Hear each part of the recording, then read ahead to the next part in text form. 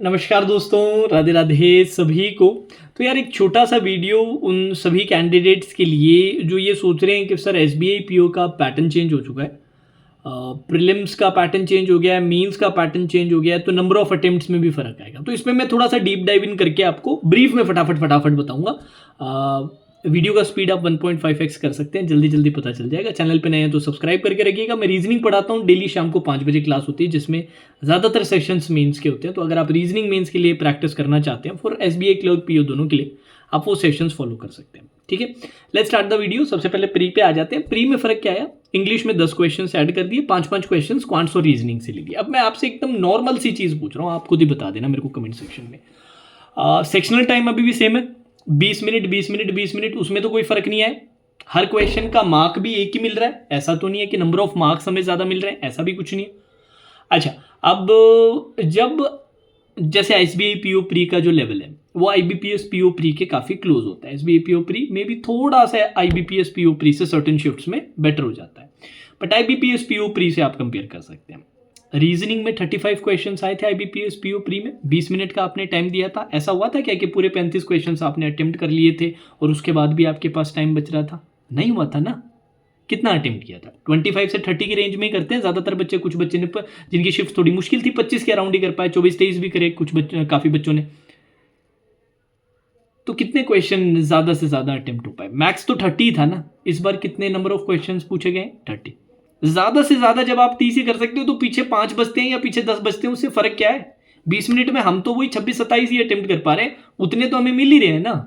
अब वो क्या करेंगे? मोस्ट प्रोबेबली मुझे ऐसा लगता है एक पजल का सेट निकाल देंगे 35 से 30 करने के लिए, जो लॉजिकल सेंस बनता है कि भैया एक पजल का सेट निकाल के आप लोगों को 3 पजल के सेट्स दें, बाकी मिसलिनियस और जो शॉर्ट आपके डायरेक्शन ब्लड रिलेशन जो होते हैं उनके सेटअप्स वगैरह दिए जाए। तो नो चेंजेस, कोई बदलाव नहीं है। क्वांट्स पे आ जाते हैं। क्वांट्स पे आपको क्या लगता है क्या होने वाला है? 20 मिनट्स का टाइम आपको आईबीपीएस पीओ प्री में मिला था, सारे 35 क्वेश्चन अटेम्प्ट कर लिए थे? बिल्कुल भी नहीं सर। ज़्यादातर बच्चों के अटेम्प्ट थे 21, 22, 23, 19, 18, डिपेंडिंग ऑन द शिफ्ट 20, 19 से 23 के अराउंड के रेंज के अटेम्प्ट थे। 23, कुछ बच्चे ज़्यादा अच्छे 24 वगैरह। तो जितने क्वेश्चंस इन्होंने दिए इस बार कितने दिए? 30 क्वेश्चंस दिए, तो उससे ज़्यादा तो वैसे भी आप अटेम्प्ट नहीं कर पा रहे थे ना। तो फर्क कहाँ पर आया? कोई डिफरेंस नहीं आया। तो सर 5 किसके जाएंगे? मुझे लगता है एक डीआई कम कर देंगे, वो एक डीआई कम कर देंगे। डीआई के 2 सेट्स होंगे, स्पीड मैथ्स के 10 क्वेश्चंस और आई थिंक मिसलिनियस अर्थमेटिक के भी 10 क्वेश्चंस। मोस्ट प्रोबेबली मुझे ऐसा लग रहा है कि ऐसा होने वाला है। तो कोई फर्क नहीं है, कोई डिफरेंस नहीं है। अब आ जाते हैं इंग्लिश में। इंग्लिश के कितने क्वेश्चन आने वाले हैं? 40 क्वेश्चन। मिनट कितने? अगेन इसमें भी 20 मिनट दिए। आईबीपीएस पीओ प्री में आप मुझे सच्ची सच्ची बताना, 20 मिनट में आप ये 30 क्वेश्चंस थे इंग्लिश के अंदर, तो ऐसा था कि सर टाइम बच रहा था? आपने फुल अटेम्प्ट किया था? नहीं। क्या अटेम्प्ट किया था आप में से ज़्यादातर बच्चों ने? सर 21 कर लिया, 22 कर लिया, 23 कर लिया, 20 कर लिया। जिनकी ज़्यादा अच्छी नहीं है वो 18-19 तक ही करते हैं कि एक्यूरेसी पे ज़्यादा फोकस करते हैं। तो वही 18-19 से लेकर 23-24 के रेंज तक का आपका अटेम्प्ट था। 20 मिनट में इतना ही अटेम्प्ट हुआ ना। अब ऐसा नहीं है कि 20 मिनट में आप 40 क्वेश्चन अटेम्प्ट कर लोगे भाग के, क्योंकि लेवल तो वो पीओ प्री रखेंगे ना, अनलेस वो ऐसा कर दे कि नहीं भाई इंग्लिश के 40 क्वेश्चंस हो रहे हैं तो इसको क्लर्क प्री लेवल बना दे, जो लॉजिकली सेंस ही नहीं निकालता किसी बात का। लॉजिकली इसका कोई सेंस निकलता है क्या कि भाई 40 क्वेश्चंस कर दिए तो लेवल अब क्लर्क प्री कर देंगे वो लोग? तो वो 10 क्वेश्चंस का डिफरेंस सिर्फ ये आ सकता है कि सर्टेन टॉपिक्स हो सकते हैं जो आपके थोड़े से इंग्लिश में स्ट्रांग हो, उन टॉपिक से अगर वेटेज थोड़ा ज्यादा आ जाए तो हो सकता है वहां पर आपका 3-4 क्वेश्चंस का अटेम्प्ट बढ़ जाए। अगर ऐसा होता है तो हो सकता है 3-4 का इसलिए कुछ बच्चों का अटेम्प्ट बढ़ जाए कि आपके कुछ टॉपिक्स है उनसे वेटेज ज्यादा आने लग जाए। तो आप कुछ टॉपिक्स जो आपके वीक उनको छोड़ सकते हैं, 40 में थोड़ी सी वैरायटी आपको मिल जाती है स्ट्रांग वाले से ज्यादा करके, 3-4 क्वेश्चन का ज्यादा से ज्यादा अटेम्प्ट का फर्क आता है। अब वो 3-4 क्वेश्चन में भी ये थोड़ना है कि 100% एक्यूरेसी, उसमें भी एक आध गलत हो जाए तो कितने मार्क्स बढ़े? तो मान लेते 3 मार्क्स का किया, एक क्वेश्चन अपने ने गलत कर दिया, 2.75 मार्क्स। 2.75 मार्क्स कोई, वो भी तब जब मैं बता रहा हूं कि बेस्ट केस सिनेरियो टाइप लेके, तो नहीं आया ना। 2-3 मार्क्स का ज्यादा से ज्यादा डिफरेंस आ सकता है, मुझे ऐसा लगता है। नहीं तो हो सकता है मोस्ट प्रोबेबली सेम रहे। फर्क जो आएगा आपका, वो कट ऑफ वाले वीडियो में भी मैंने बताया था, फर्क जो आएगा वो वैकेंसी का आएगा, पैटर्न का नहीं। ये तो प्रीलिम्स के लिए हो गया। मेंस पर अगर हम आए तो क्या है? मेंस आप लोगों के लिए बहुत फेवरेबल है इस बार यार, बहुत फेवरेबल है। रीजनिंग 40 क्वेश्चन, 60 मार्क्स, पर क्वेश्चन 1.5 मार्क्स। 1.5 मार्क्स मतलब क्वेश्चन चाहे मैं कम कर लूं, मार्क्स मुझे ज्यादा मिलेंगे। टाइम उतना ही रखा है, 50 मिनट का, आई थिंक 50 या 60 मिनट का टाइम रखा है, बट वेटेज पर क्वेश्चन बढ़ा दिया। वही क्वांट्स का देखो, 30 क्वेश्चन 60 मार्क्स, एक क्वेश्चन 2 मार्क्स का कर दिया। तो क्वेश्चन चाहे मैं कम कर लूं, पर मेरे को मार्क्स अच्छे मिलेंगे, और टाइम मेरे को वही सेम 45-50 मिनट का जो भी टाइम रखा गया, सेम टाइम रखा गया। और क्वांट और रीजनिंग के लिए किया गया जहां पर आप एक्यूरेसी मेंटेन कर सकते हो। इंग्लिश और जीए में क्या किया है? नहीं, जीए में 60 क्वेश्चन 60 मार्क, 1 क्वेश्चन 1 मार्क का ही किया है,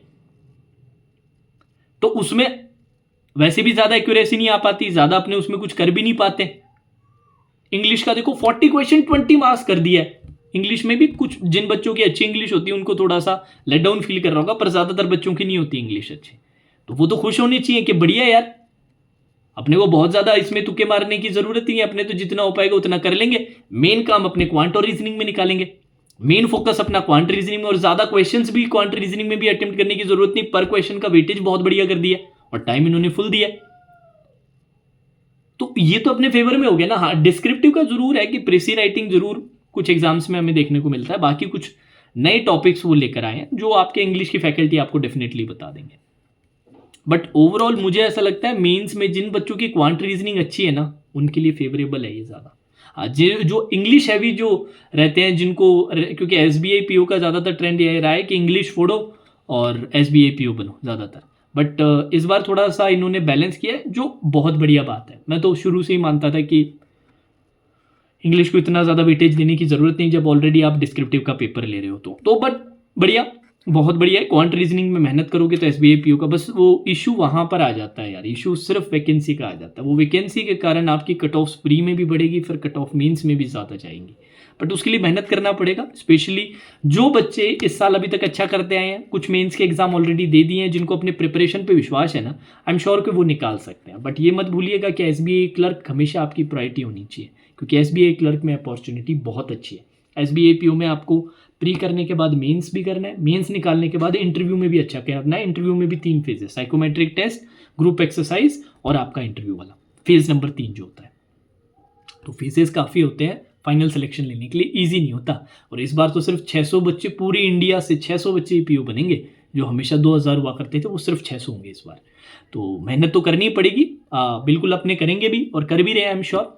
और इसके लिए अपने शाम को 5 बजे क्लासेस हो रही है, उनको आप फॉलो कर रहे हो। पेड में अभी तक जिन बच्चों ने एनरोल नहीं किया जल्दी से कर लीजिए। आप ऐसा सोच रहे हो कि नहीं सर नेक्स्ट ईयर पूरा हम तैयारी करने का नहीं सोच रहे, हम इस साल के जो एसबीआई पीओ क्लर्क बचे हैं कोई और एक आध नोटिफिकेशन है तो उसका एग्जाम और देंगे, तो 6 मंथ वाला सब्सक्रिप्शन ले लो।